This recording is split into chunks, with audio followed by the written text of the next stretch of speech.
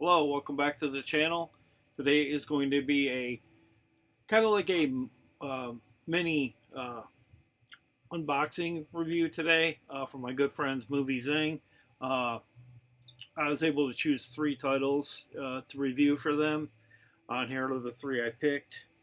Obviously, I picked this one right off the bat here. It's Warehouse 13. Very big fan of this series.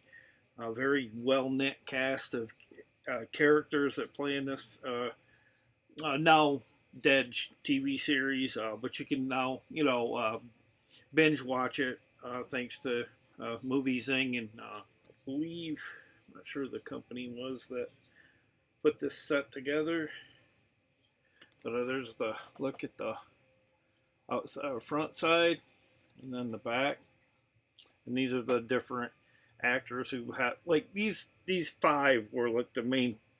Well, there was another girl in the show early on. I think maybe about the second, third season, she disappeared. She was in quite a few episodes. I do believe she was in more episodes than this actor here, Steve, or the character Steve Jinks. It says he's a warehouse gatherer agent, so basically, I think his job was to gather the artifacts and kind of keep track of them. And then you got Claudia Donovan, who's a technology specialist agent. Myka Bering, who's the warehouse gatherer special agent, right there.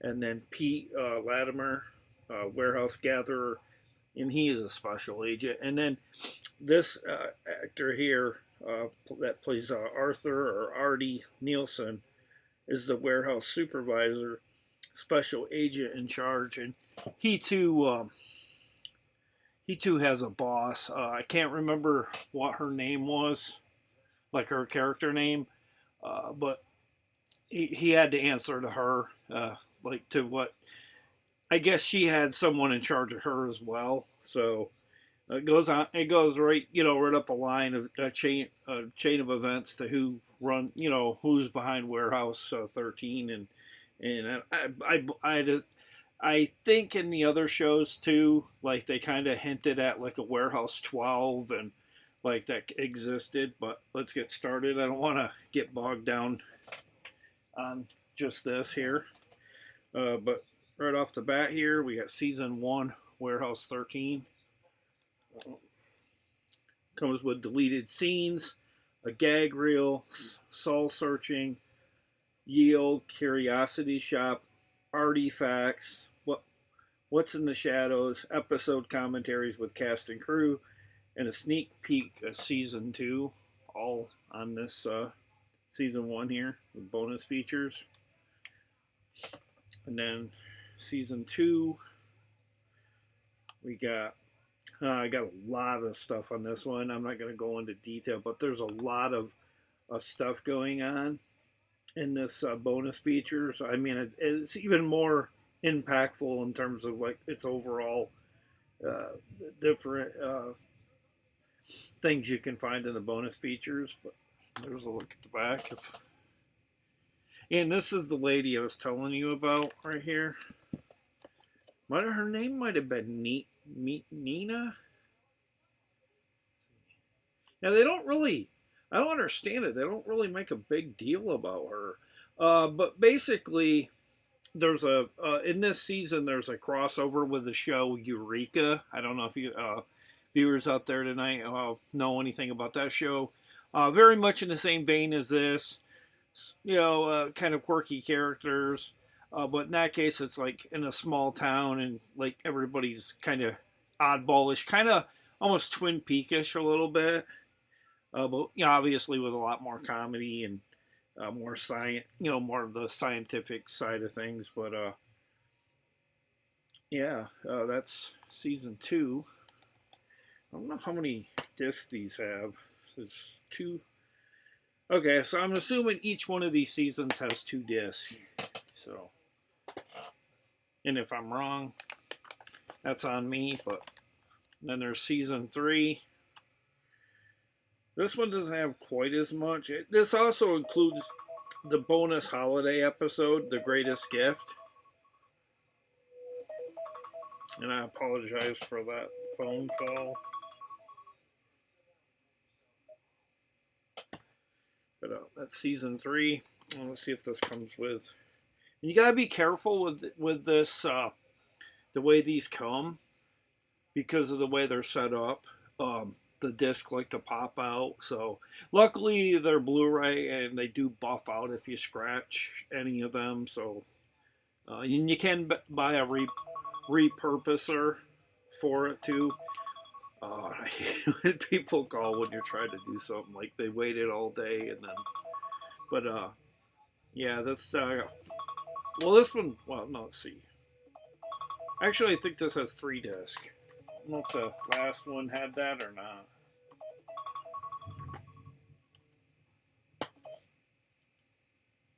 Actually, I had 3 discs. I'm sorry. It's confusing. It looked like I had 4 discs, but that's season 3. This has. Oh my God.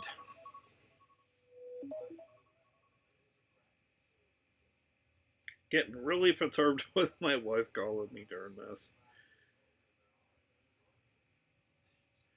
Let's turn it off, guys.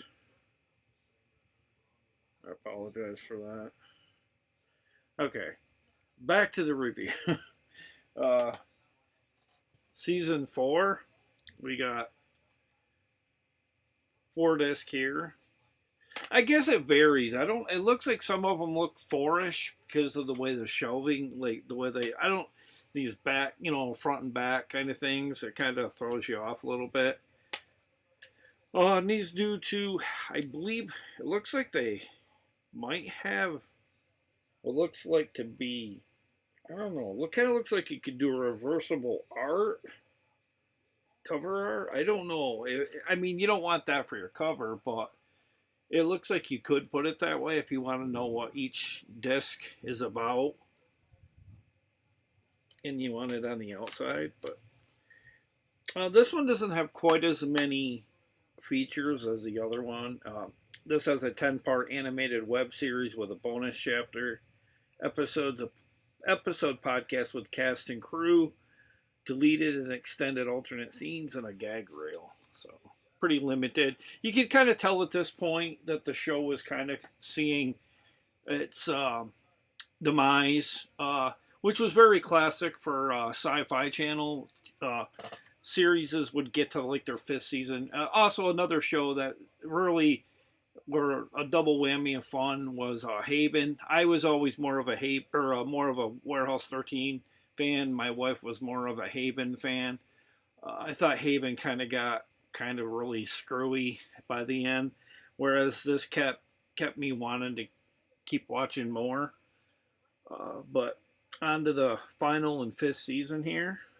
This has a gag reel, deleted and extended scenes, episode podcast with cast and crew for every episode, and Warehouse 13 behind the shelves with interviews. Yeah, it's a very fun show. Very sad for me, especially because I was a huge fan of this. I could have watched this for 5 more seasons. But it's like any show. It gets to that 5th, 6th, 7th season, and you kind of like don't want nothing to do. Like there's really not much you can do with it anymore. But I felt like with Warehouse 13, it was beyond imagination, as they referred to. I believe that's what. Yeah, something like that. Some kind of tagline they used to use. But yeah, that this doesn't conclude what I'm gonna say. But like I'm kind of giving me a heartfelt feeling about the show. I felt like really like Sci-Fi dropped the ball. I do think that it was doing well enough in the ratings. They could have had a couple more seasons. And I didn't understand why, if they couldn't have more seasons, why they couldn't have some sci-fi movies of it and just get new agents or whatever. But yeah, very nice set. Pretty pricey, I must admit, but not really for what you're getting. I think it's somewhere like maybe $60 I seen on eBay. But thank you, Movie Zing, for that. And now on to my second title.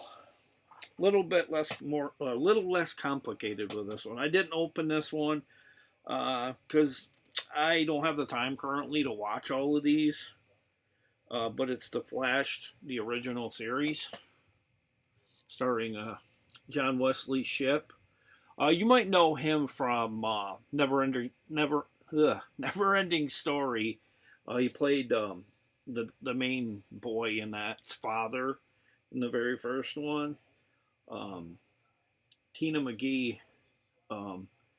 is played by Amanda Pays, who is right here. Amanda Pays, she did a really good job in this show. And at some point, what was his? I should know. Oh, Mark Hamill. I feel stupid for not knowing that. right when I mentioned him. Mark Hamill, who played the trickster. And he later got a lot of praise for playing this character. Like, I think they kept bringing him back. And then I think he, too, popped up in, I believe, the Gotham TV series as well. Maybe I'm wrong, but I'm pretty sure he did. But this is from Warner Archive Collection, the original series. All, let's see, all 22 episodes? Yeah, all 22 episodes. From DC. Over 1,000, almost 1,100 minutes of entertainment on this one, guys. All presented in high definition, 1080p. The show ran, I believe, in 1990 and 91. But, yeah, very, very nice of them to send this over to me. I would open it ordinarily, but I don't know when I'll get to it. And I kind of, as of the moment, I'm kind of trying to redo the room a little bit, but I don't know, I kind of got boxes here and boxes there, and I apologize. I'm not ordinarily, I'm OCD, but like when you run out of room with movies, it's kind of hard. You can't just throw them in containers, just because like they have that sentimental value. But yeah, thank you, Movies Inc., for sending that over to me. And then finally, a movie I caught the other night on Tubi. What was it, Tubi? No, one of the other streaming services. I was lucky to find it. It stars John Galecki, who played Roseanne and Roseanne Barr, Roseanne show, as David. Anna Friel, who played in the live action redo of Land of the Lost. She played Hari, or Holly, as Chaka called her Hari. But you know who I mean. She plays in this. Oliver Platt, who played in the original Flatliners, and currently can be seen in Chicago Med, I believe. The kind of chunky doctor, glasses, really nice, likable doctor, very likable. And then and of course Angelica Houston, and it's The Cleanse. We all have our things. Right here. Johnny Galecki from TV's Big Bang Theory. Everybody probably knows him more from the Big Bang Theory. I know him as David from Roseanne. Is Paul Berger, an unemployed, down and out, heartbroken man searching for happiness when Paul sees an ad for a spiritual retreat promising to restart your life. He immediately signs up, hoping to cleanse himself and fix his broken life. But after only a few days, he discovers the cleanse is releasing more than just everyday toxins, a lot more. Starring Oliver Platt, an Academy Award winner, Angelica Houston, she was the best supporting actress in Princey's Honor, it says. As the leaders of the retreat, the cleanse is a darkly humorous, weird, and soulful fantasy that examines the inner demons in us all. Comes with special features, commentary by the writer-director, commentary by writer-director and actors, deleted scenes, creature tests, Kyle Gallner audition, a creature gallery, animatics, 2 short films by director Bobby Miller, and more. And this is from XYZ Films, and Gilbert Films as well. Clocks in at 80 minutes, really short film. Very, very fun, kind of quasi fantasy film mixed with kind of has a horror element as well. Also kind of has kind of like a kind of like a vibe to it a little bit, I think. Like batteries not included when I'm not gonna go into detail what happens, but like the main characters start to realize what's happening, and then they actually get to meet the entity. I'm not gonna go into details about what, and I don't mean that as in like entity as in like scary stuff, but like kind of a, let's put it this way, a creature. I'm not gonna go into detail, but kind of like with batteries not included, when they had the awe of meeting the little robotic creatures, kind of like that. That's kind of the vibe I get. Very, very fantasy, kind of like, kind of has that Steven Spielberg vibe to it a little bit, I think. But yeah, that's. Oh, this is from Sony Pictures mainly, I guess. But let's look at the back. Well, let me block that out because I don't want you seeing what the creature looks like. Kind of want you to have it be a surprise when you watch this one. This actually came out, I think, in 2016, and then it officially got its release, I believe, in 2018. Yeah, 2018 or 2024. I can't really tell, but it was either one, and I'm pretty sure it came out just recently because it was offered by Movie Zing. But thank you, Movie Zing. Awesome place to get review content from. Very, very friendly staff. Very much appreciated. And I hope to do 3 or 4 more of these, next month. I don't know, after a while, I don't know if you review for them for so long and then they give you more to review. I don't know. But thank you so much for the 2 months you've let me do it. And I'll be here on the channel. Make sure to like, share, subscribe, tell your friends about the channel, and who knows what I'll be back, guys, and what I'll be back with. Have a good Thursday evening, well, afternoon, evening, and the rest of your night. See you later. Bye.